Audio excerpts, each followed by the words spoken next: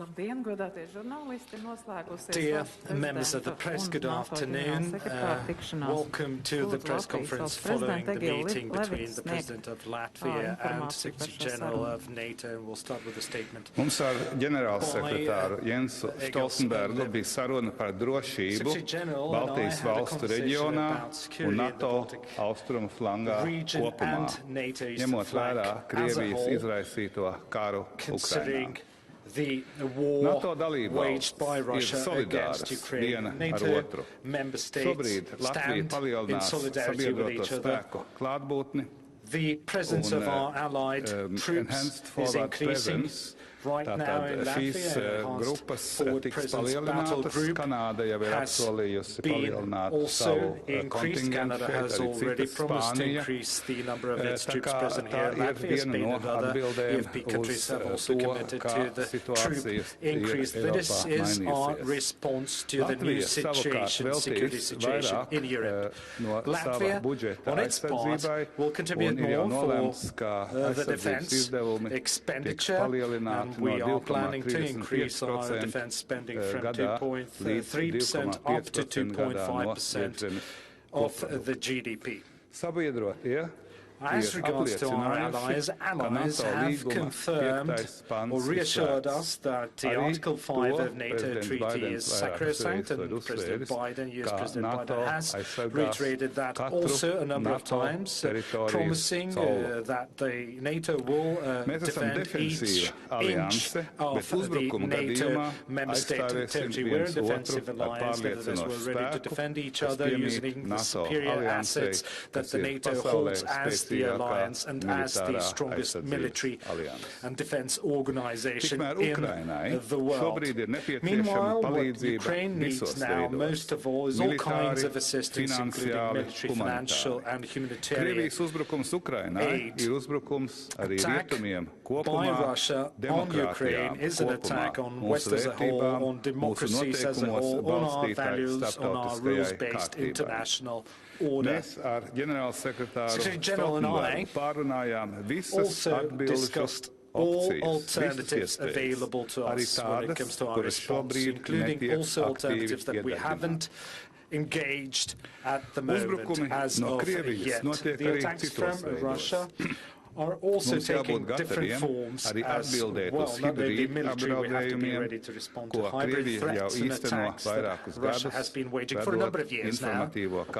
In scope of its hybrid war against West, distorting history, using misinformation and other tools into alliance. NATO's Strategic Communications Center of Excellence, which is based in Latvia, is an important element in our fight against Russian lies and fake news. I told Secretary General how important it is for us all to take care of delivering true, reliable information to Russian inhabitants on what Putin's regime is doing in terms of its aggression in Ukraine. We also discussed the preparations for the next NATO summit in Madrid and also NATO strategic concept, which will be approved during the Madrid summit. It must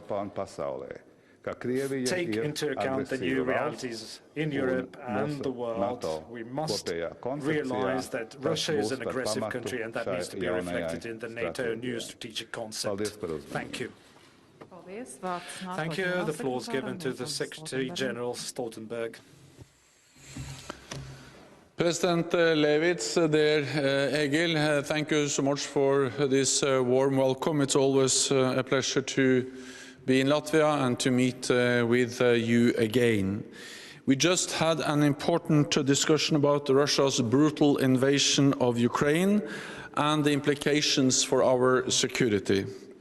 The Ukrainian people and armed forces have inspired the world with their courage. But President Putin's assault continues, and the humanitarian impact is devastating. Many civilians have been killed or wounded, and 2 million people have fled Ukraine. This is Europe's fastest growing refugee crisis since the Second World War. There are very credible reports of civilians coming under fire as they try to evacuate. Targeting civilians is a war crime, and it's totally unacceptable. We need real humanitarian corridors that are fully respected. We made clear for months that President Putin would pay a high price for renewed aggression against Ukraine. And this price is exactly what he is paying now. Russia has been hit with severe and unprecedented sanctions and near total isolation on the world stage. Allies are helping Ukraine to uphold its fundamental right to self-defense, stepping up with billions of euros worth of support and opening their borders and providing aid for refugees. The suffering we now see in Ukraine is horrific. It affects us all. And we have a responsibility to ensure the conflict does not escalate and spread beyond Ukraine. That would be even more dangerous, destructive, and even more deadly. The situation could spiral out of control. To make sure there is no room for miscalculation in Moscow, NATO has significantly strengthened our presence in the eastern part of our alliance. We have 130 jets at high alert, over 200 ships from the high north to the Mediterranean, and thousands of additional troops in the region, including at NATO's multinational battle group in Adashi, which I will visit later this afternoon. Allies, including Canada, the United States and Spain, are deploying hundreds of additional troops here. We will protect and defend every inch of Latvia, and we will protect and defend every inch of all Allied territory. North America and Europe together, standing strong in NATO, the strongest alliance in history.